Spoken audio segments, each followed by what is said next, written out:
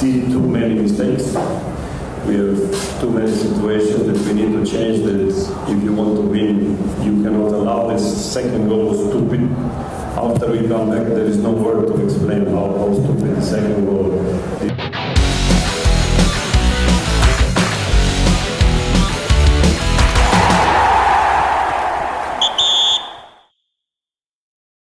Persib Bandung resmi menelan kekalahan pertamanya di BRI Super League musim 2025-2026 dari tim promosi Persijap Jepara.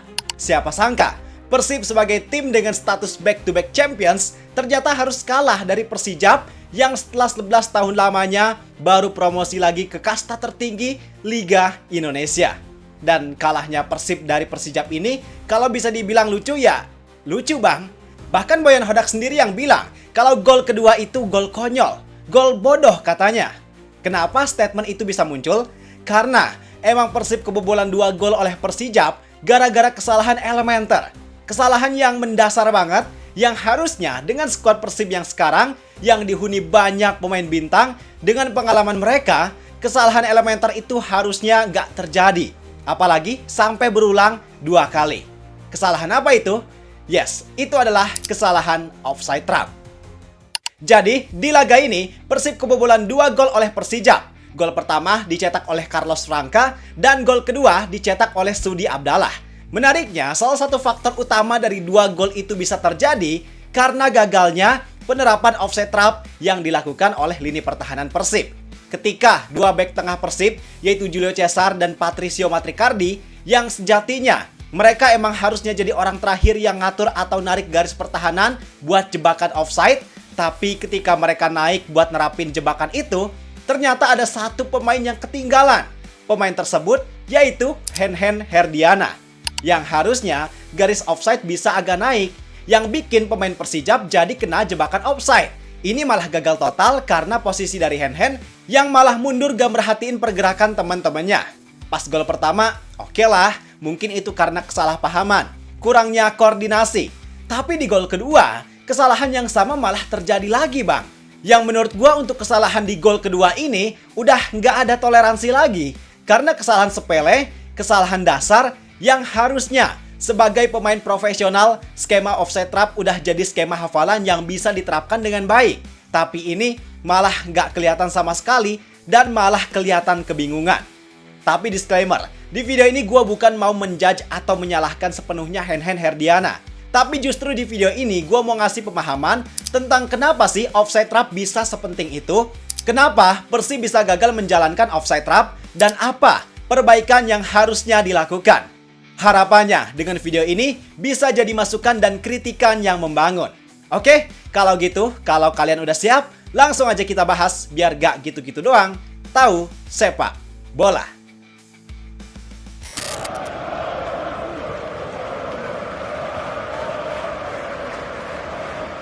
Offside trap itu sebenarnya sebuah strategi bertahan yang dasar tapi agak tricky. Jadi pada intinya strategi ini kan berusaha buat bikin pemain lawan terjebak di posisi ilegal sebelum menerima bola.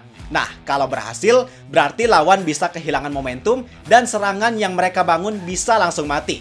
Artinya strategi ini efektif banget buat menghentikan ancaman tanpa harus effort lebih, tanpa harus duel secara langsung.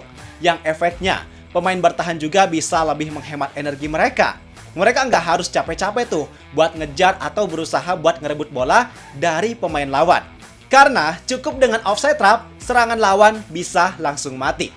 Cuman risikonya agak tinggi. Maka dari itu gua bilang strategi ini agak tricky. Karena kalau gagal, ya risikonya pemain bertahan bisa kalah start dari pemain lawan. Yang kemungkinan pemain bertahan itu bisa lebih susah atau nggak bisa ngejar pemain lawan itu. Karena ketika pemain lawan lepas dari jebakan ini, jelas mereka bisa lebih leluasa buat ngelakuin serangan.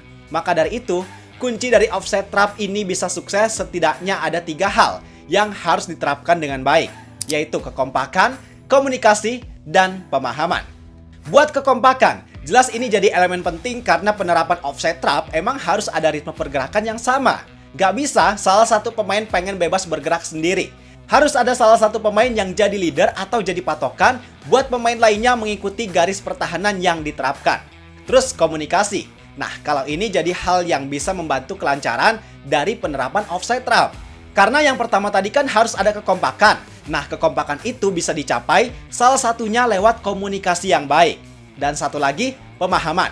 Ketika mereka udah bisa komunikasi, ya jelas komunikasi itu harus bisa dipahami. Atau sebenarnya dalam kondisi tertentu, yang ketika komunikasi itu gak bisa berjalan, berarti di sini peran pemahaman harus lebih dominan.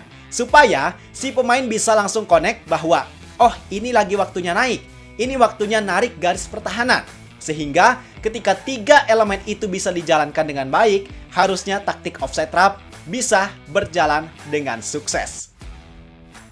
Nah, sekarang kita bahas bahwa kenapa taktik offside trap Persib di laga melawan Persijap bisa gagal. Atau dalam hal ini khususnya Hen-Hen Herdiana yang nggak bisa ngejalanin strategi ini dengan baik. Jadi, pada dasarnya kegagalan taktik offside trap emang bisa aja terjadi. Dan lumrah juga, bukan hal yang aneh pada dasarnya. Cuman, yang jadi konyolnya di sini, kegagalan offside trap ini terjadi gara-gara Hen-Hen yang ternyata ada di posisi yang jauh banget dari garis jebakan itu, Bang. Dia benar-benar kebingungan atas apa yang terjadi di kondisi itu. Dan terkesan kayak yang nggak tahu harus ngapain.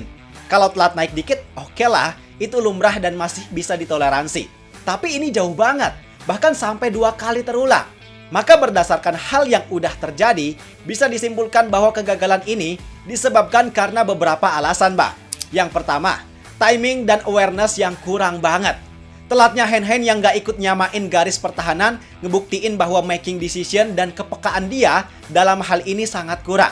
Kayak yang udah gua bilang tadi, bahwa Hen-Hen kebingungan.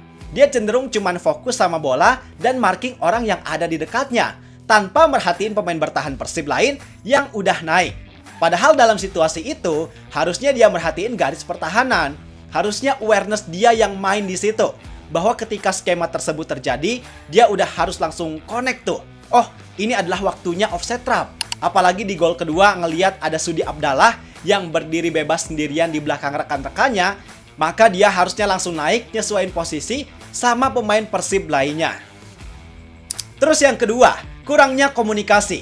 Ini bisa jadi salah satu faktor ya, Bang, bahwa selain pemahaman, harusnya ada juga komunikasi yang baik antar pemain bertahan. Dan Hen-Hen di sini mungkin gak dapetin arahan itu, gak dapetin komunikasi yang baik dari pemain lain. Tapi seperti yang gua bilang, bahwa komunikasi ini sebenarnya gak jadi faktor utama. Ini jadi faktor pendukung aja ketika pemahaman gak bisa dijalanin dengan baik.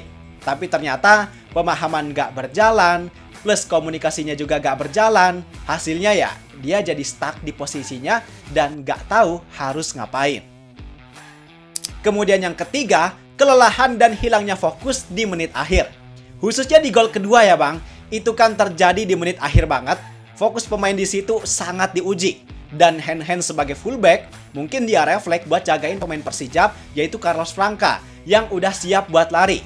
Yang padahal sistemnya nggak minta kayak gitu. Harusnya dia ngikutin sistem yang diminta, yaitu buat naik bareng nerapin jebakan offside. Jadi itu, Bang, alasan kenapa Persib dan Hen-Hen gagal nerapin offside trap.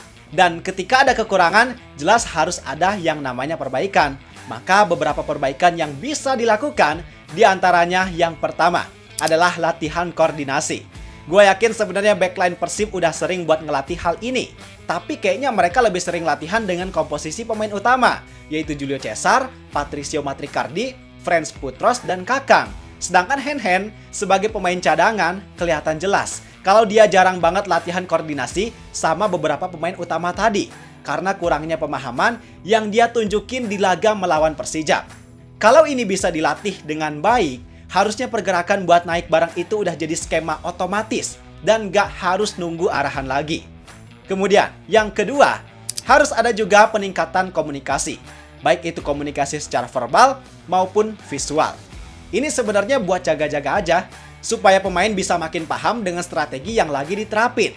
Komunikasinya bisa dengan arahan langsung, bisa dengan eye contact atau kode, atau apapun itu yang bisa dipahami sama pemain lain. Terus yang ketiga, harus tingkatin awareness dan fokus khususnya di menit akhir. Jadi jangan cuma fokus sama situasi tertentu, tapi pemain bertahan udah selayaknya harus punya kepekaan yang tinggi. Fokusnya harus dijaga, harus tetap scanning, supaya kalau hal itu diterapin, mereka bisa tahu posisi dan strategi apa yang lagi diterapin sama tim mereka. Kemudian, Perbaikan yang terakhir adalah decision making under pressure. Terkadang pemain bertahan lebih milih stay buat jaga-jaga atau takut kecolongan sama pergerakan pemain yang lagi dia jaga. Tapi, padahal dalam sistem offside trap, yang namanya trust atau kepercayaan terhadap rekan satu tim jadi hal yang harus dilakukan. Maka di sini harusnya mereka bisa lebih percaya sama yang namanya timing kolektif. Bisa lebih merhatiin hal itu dan jangan ngambil keputusan secara individu. Jadi itu Bang, penjelasan terkait kegagalan Persib buat nerapin sistem elementer offside trap. Pada dasarnya, offside trap itu sistematik. Bukan cuma urusan satu atau dua pemain, tapi semua pemain yang terlibat harus nerapin hal itu dengan baik. Dan dalam kasusnya Persijap versus Persib ini, kegagalan hand-hand buat naik bikin jebakan itu malah jadi senjata makan tuan. Harusnya, hal itu bisa diantisipasi dengan ningkatin awareness, komunikasi, fokus, dan juga timing. Semoga dengan video ini bisa nambah pemahaman kita dan jadi masukan juga untuk klub serta pemain BRI Super League. Pendapat kalian gimana soal masalah ini? Kalau kalian ada saran, coba tulis aja di kolom komentar. Sekalian, kalau kalian juga suka dengan video ini, jangan lupa klik tombol like. Dan kalau kalian mau tahu berita sepak bola Indonesia dari sudut pandang yang beda, yang nggak gitu-gitu doang, simple. Tinggal klik tombol subscribe dan nyalain loncengnya. Gua, Zidane Fatoni, terima kasih dan sampai jumpa di video berikutnya. See ya!